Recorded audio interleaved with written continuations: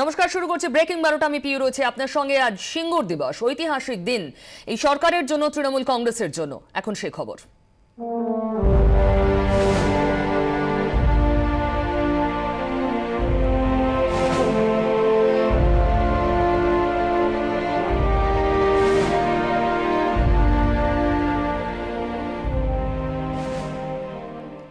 10 বছরের দীর্ঘ লড়াইয়ের সফল পরিণতি এসেছে সুপ্রিম কোর্টের রায়। এবার আদালতের নির্দেশ মেনে জমি ফেরতের পালা।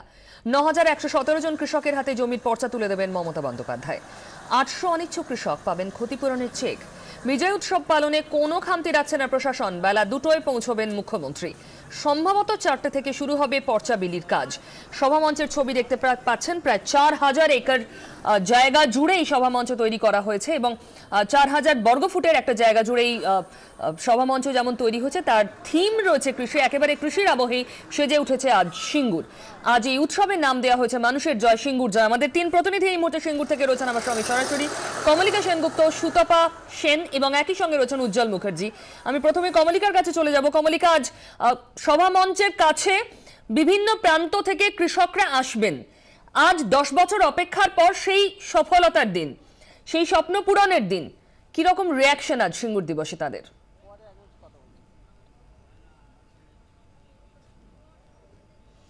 দেখো, এখানে একেবারেই মনে হচ্ছে যে পুজো এসে গেছে এবং পুজোর দিনই মনে হচ্ছে। কারণ একেবারে যদি একদম কচি কাচাদের মুখ দেখাই, যদি আমার সহকর্মী একটু দেখাতে পারেন, তাদের কচি কাচা থেকে বয়স্ক সবাই কিন্তু একেবারে দোলের, মানে একদিকে হোলি খেলছে, অন্যদিকে কিন্তু পুজোর উৎসব তাদের একেবারেই চেহারায় লেগে গেছে। একটু কথা বলে তা এখানে এক্ষুনি মিছিল শুরু হবে। আমরা কথা বলে নেব মহাদেব বাবুর সঙ্গে, যিনি এই আন্দোলনে একদম প্রথম থেকে রয়েছেন এবং আজকে জমির পর্চা ফেরত পাচ্ছেন। কেমন লাগছে এবং কিভাবে যাবেন এখন? এই মিছিলটা কিভাবে হবে? মিছিলটা আমাদের গ্রামের সমস্ত কৃষক রমণীরা, গ্রামের কৃষক বাড়ির সব ছেলেমেয়েরা সকলে মিলে আমরা একটা মিছিল এখান থেকে দুর্গাপুর রোডে যাবে। এটা আনন্দ উৎসবের দিন, উৎসবের মেজাজি যাবে।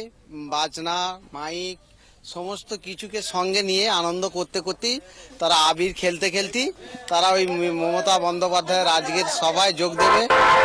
তো আমাদের আজকের আনন্দ, বাঁধ ভাঙা আনন্দ, সীমাহীন আনন্দ।